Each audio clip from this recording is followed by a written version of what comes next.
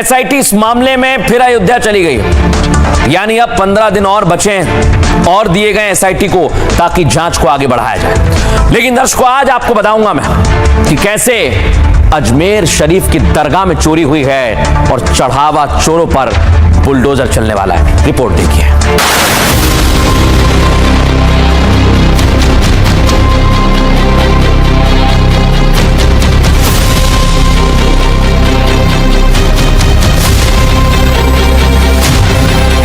जो लोग राम मंदिर में चढ़ावा चोरी पर सवाल कर रहे थे, यूपी में बुलडोजर एक्शन और एनकाउंटर को लेकर योगी सरकार पर तंज कर रहे थे, सवाल पूछ रहे थे कि राम मंदिर के चढ़ावा चोरी करने वालों पर बुलडोजर चलेगा।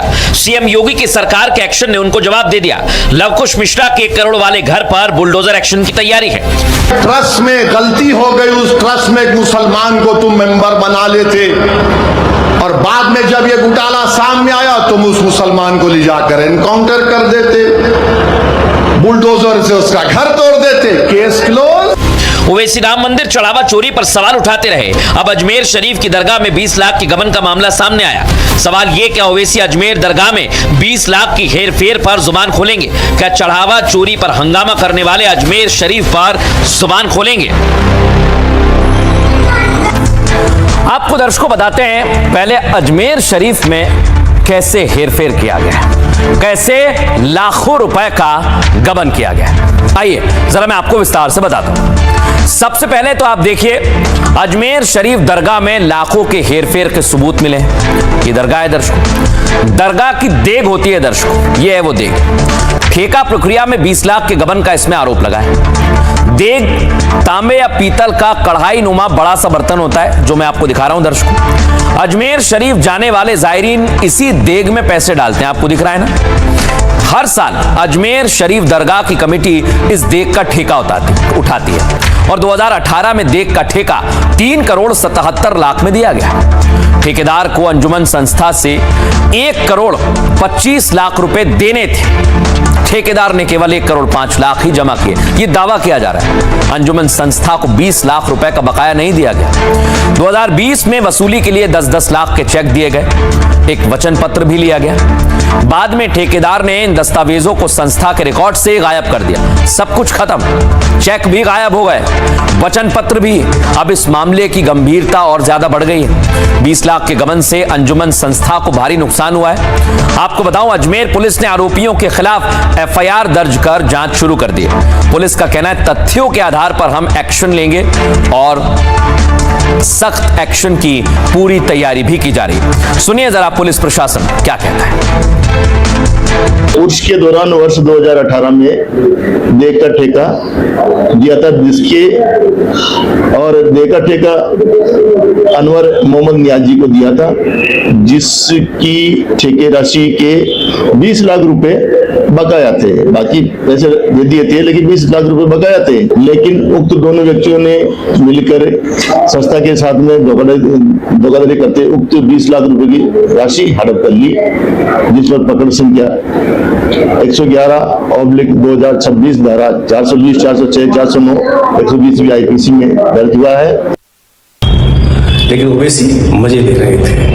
उनके साथ उनके चट्टे बट्टे जिस प्रकार से रोज उपहास कर रहे थे, सनातन का उपहास कर रहे थे, अयोध्या पे चुटकियां ले रहे थे, अब वो समय आया है कि उनको सोचना चाहिए। अजमेर में 20 लाख की चोरी पकड़ी गई है। भारत की जनता जानना चाहती है कि आप दूसरे धर्म में तो घुसते हो, आप अपने धर्म में क्या आवाज उठाओगे?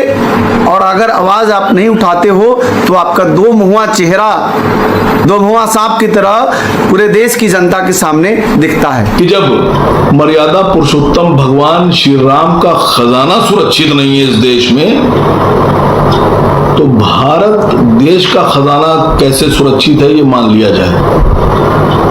जब भगवान राम का खजाना चोरी किया जा सकता है तो देश के खजाने का क्या हाल हो रहा होगा इतने साल से। कि कहीं भी चोरी हो, घपला हो, घोटाला हो, उसके खिलाफ कड़ी से कड़ी कार्रवाई करनी चाहिए। इसमें इफ एंड बट नहीं होना चाहिए। अब दर्शकों मैं आपको बताता हूं, इधर चढ़ावा चोरों पर जो पूछ रहे थे बुलडोजर कब चलेगा, तैयारी हो गई है दर्शकों। पहले आपको बताऊं, 24 घंटे की रिमांड पर अविनाश शुक्ला को भेज दिया गया। ये वो लोग हैं दर्शकों जिनके पास से लाखों रुपए कैश बरामद किया गया है। लेकिन अब खबर यह है दर्शकों, जिन लोगों ने कमाई की है, पैसा कमाया है चोरी से, उन पर बुलडोजर एक्शन भी होगा। ये देख रहे हैं आप, बुलडोजर चलने वाला है। राम मंदिर चढ़ावा चोरी के आरोपियों पर एक्शन जारी है। कोर्ट ने आरोपी अविनाश शुक्ला को 24 घंटे के लिए रिमांड पर भेज दिया है। अविनाश के घर से 20 लाख रुपए, जैसे ही उनके हाथ में ऐप आया उन्हें लगा खिलौना है और वो इसका इस्तेमाल करने लगे। अब दर्शकों, सबसे महत्वपूर्ण बात, ये ऐप चलता कैसे, इसका कंट्रोल आपके हाथ में। विशेष तौर पर ई रिक्शा चालक या उन तक मदद पहुंचाने वाले लोग इसे सुन लें, क्योंकि ये हादसे को टाल सकता है। अगर ई रिक्शा दर्शकों बंद हो गया है तो घबराना नहीं है। सबसे पहली बात, सबसे पहले अपने वाहन को सुरक्षित स्थान पर आपको रोकना है। इसके बाद बैटरी का स्विच बंद करके दोबारा चालू करना है। वाहन की चाबी ऑफ करके कुछ सेकंड बाद आपको ऑन करना है। और ये आपको दिख रही है दर्शकों ऐप, ये ऐप है, ये आपके फोन में होनी चाहिए। इसका नाम है BAT-BMS ऐप। इसे आप इंस्टॉल कर लें। ऐप ओपन करते ही अपनी ई रिक्शा को आप कनेक्ट कर सकते हैं। कनेक्ट करने के बाद कंट्रोल वाले ऑप्शन में जाए, देखिए ये ऊपर है ना ऑप्शन। अब चार्ज स्विच और डिस्चार्ज स्विच दोनों को ऑन कर दें, ऑफ की जगह ऑन कर दें। इतना करते ही आपका ई रिक्शा चालू हो जाएगा। और अगर फिर भी समाधान नहीं मिलता तो बैटरी कंपनी से आपको बात करनी होगी, क्योंकि कई बार ऐसा देखा है कि ऐप से ई रिक्शा बंद होते ही चालू नहीं हो रहा है। लेकिन इस हैक को या हैकिंग सिस्टम को या ऐप को लेकर साइबर एक्सपर्ट क्या कहते हैं, सुनिए जरा। ये देखिए, अभी बैटरी हमने बैक मैनेजमेंट सिस्टम ऑन कर लिया है, ये बैक ऐप हमारा ऑन हो गया है। तो आप इसमें ध्यान से देखेंगे तो यहाँ पे आपको चार्ज स्विच दिखेगा, ऑन और ऑफ, और डिस्चार्ज स्विच। मतलब ये एक ऐप है जिससे कि बैटरी के अंदर सही वैल्यू डाल सकते। लेकिन बहुत सारे ऐसे लोग जो इस एप्लीकेशन का गलत इस्तेमाल कर रहे हैं, और जो लोग गाड़ियों, जो रिक्शा होती है, ई रिक्शा होती है, जो सड़कों पर चल रही है, उनको लाइव चलते हुए भी बंद कर रहे हैं। मतलब ये ऐप बेसिकली इस चीज के लिए नहीं बनी कि ये इन बैटरीज को बंद कर देगी, या बेसिकली ये ऐप बनी है इंजीनियर्स के लिए जो बैटरीज के साथ काम करते हैं। बैटरी के अंदर सही वैल्यूज, कल को बैटरी में कुछ ओवर हीटिंग हो रहा है और अगर आपको इंस्टेंटली पता चल रहा है कि कोई कॉन्फ़िगरेशन डालने के बाद ओवर हीटिंग हो रहा है, तो उसको आप बंद कर सकते हो। इसीलिए वो बना है। लेकिन कुछ लोग परेशान करने के लिए इस ऐप का यूज कर रहे हैं और चलती हुई गाड़ियों को रोक रहे हैं, उसको स्टॉप कर रहे हैं, और ये बहुत कॉमन आजकल देखा जा रहा है। अब दर्शकों, खबरों में आगे बढ़ेंगे। आज एक और बड़ी और अहम खबर लेकर आया हूं। राम मंदिर में चढ़ावा चोरी की खबर देश भर में देखी गई, सुनी गई। एक्शन क्या हो रहा है ये आज आपको बताऊंगा। और इधर अजमेर शरीफ की दरगाह में लाखों का गबन हो गया है। सोचिए आप, ये चल क्या रहा है। चोर कहीं कोई धर्म नहीं देख रहा है, मंदिर दरगाह कुछ नहीं देख रहा है, उसे सिर्फ चोरी करनी है। दिखाइए पहली तस्वीर। इधर राम मंदिर के चढ़ावे में वहां पर नोट गिनने वालों ने, दान गिनने वालों ने चोरी की, और इधर अजमेर शरीफ की दरगाह में गबन कर दिया। दर्शकों, दावा किया जा रहा है कि लाखों का गबन किया गया है। अब आपको पहली तस्वीर दिखाता हूं दर्शकों। दावा किया जा रहा है कि अजमेर शरीफ की दरगाह में देग होता है दर्शकों, देग वहां पर रखा जाता है और इस देग में पैसा डाला जाता है। लेकिन इसका ये पूरा जो ठेका लेते हैं उन्होंने खेल कर दिया है और इसमें लाखों रुपए का गबन किया गया है। इसकी जांच की जा रही है। अगली तस्वीर दिखाइए।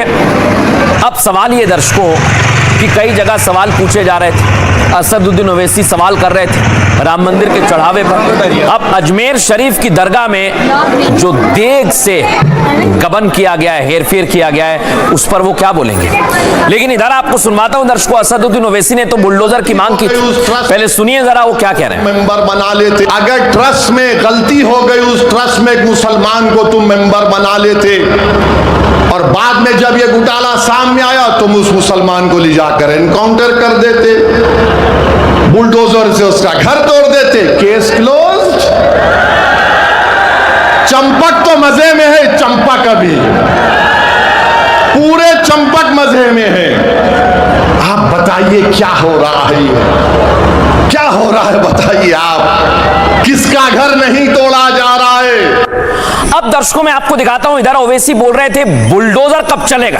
ये देखिए आप, तैयारी की जा रही है। चढ़ावा चोरी में आरोपी लवकुश मिश्रा के घर पर बुलडोजर एक्शन की तैयारी है दर्शक। ये निर्माणाधीन घर आप